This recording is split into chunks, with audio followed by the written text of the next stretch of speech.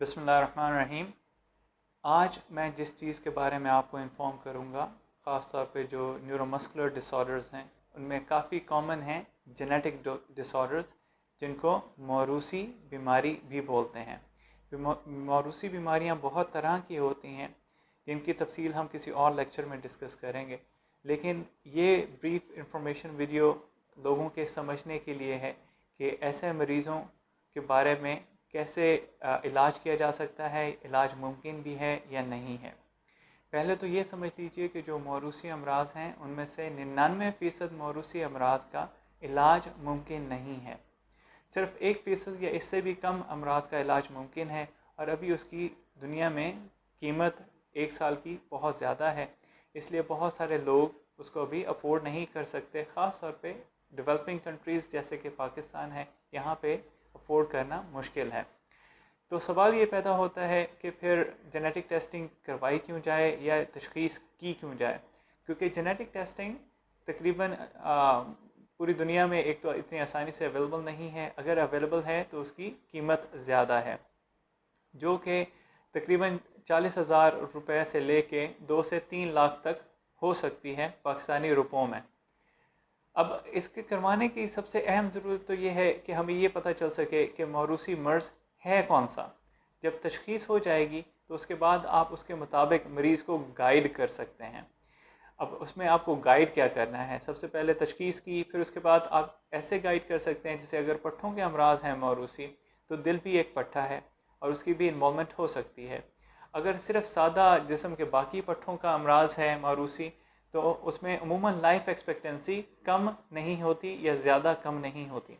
लेकिन अगर मौरूसी अमराज ऐसा है जिसमें दिल के पट्टे भी इन्वॉल्व हो सकते हैं, तो ऐसी सूरत में ऐसे मरीज़ की जान को ख़तरा हो सकता है और उनकी लाइफ एक्सपेक्टेंसी कम हो सकती है, जो कि हेल्पफुल हो सकती है पेशेंट और उसकी फैमिली को ये जानने में कि ये लाइफ एक्सपेक्टेंसी क्या हो सकती है इस मरीज़ में। तीसरा, उसमें जो मरीज़ के मौरूसी टेस्टिंग करने का जो फ़ायदा है वो ये है कि हम दिल के अमराज के अलावा ये देख सकते हैं कि क्या ये मौरूसी मर्ज़ अगली नस्ल में या अगली जनरेशन में जा सकता है या नहीं जा सकता, या उसी मरीज़ के जो बहन भाई हैं उनमें कितने चांसेस हैं कि ये मर्ज़ हो सकता है। नेचुरली पेशेंट के लिए भी इसकी अहमियत है, क्योंकि जैसे उन्होंने नेक्स्ट जनरेशन आनी है या उनकी शादी होनी है, तो उसमें ये सवाल बड़ा अहमियत अख्तियार कर जाता है।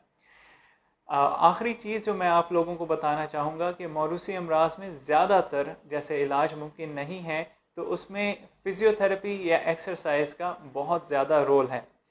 अब आम तौर पे लोग फ़िज़ियोथेरेपी को एक एडिशनल चीज़ समझते हैं और उसकी अहमियत को नहीं जानते हैं, लेकिन मौरूसी अमराज, ख़ास तौर पे पट्ठों के मौरूसी अमराज या आसाब के मौरूसी अमराज में इसकी अहमियत ऐसे ही है जैसे किसी भी दवाई की अहमियत है।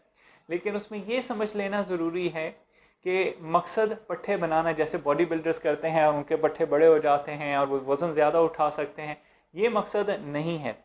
पट्ठों के अमराज में या वैसे आसाब के अमराज में, ख़ास तौर पे जो मौरूसी अमराज हैं, उनमें फ़िज़ियोथेरेपी का मकसद है कि पट्ठों को मेंटेन किया जाए ताकि पट्ठे कम नहीं हों, और जो वो अगर चल सकते हैं तो चलने फिरने से मुश्किल बढ़े नहीं, अगर खाने पीने में मुश्किल है तो वो मज़ीद ना बढ़े और उसको किसी लेवल पे मेंटेन किया जा सके। सो फ़िज़ियोथेरेपी इतनी की जाए कि आप बहुत ज़्यादा थकें नहीं, ताकि मसल्स की ब्रेक डाउन ना हो। अपनी एक लेवल ऑफ एक्टिविटी मेंटेन करें और उसको कोशिश करें कि सारी ज़िंदगी जारी रखें। ये ऐसे ही है कि एक आम इंसान के लिए भी एक्सरसाइज बहुत हेल्दी एक्टिविटी है और करनी चाहिए, लेकिन जो असाबी मरीज़ हैं या पट्ठों के अमराज के मरीज़ हैं उनको ख़ास तौर पे फ़िज़ियोथेरेपी करनी चाहिए, और उसकी अहमियत ऐसे ही है जैसे कि दवाइयों की अहमियत है। और अपने डॉक्टर को हर साल या हर कुछ सालों के बाद ज़रूर दिखाएं। मज़ीद इन्फॉर्मेशन वीडियोज़ के लिए हमारे लिंक पे क्लिक कीजिएगा। Thank you.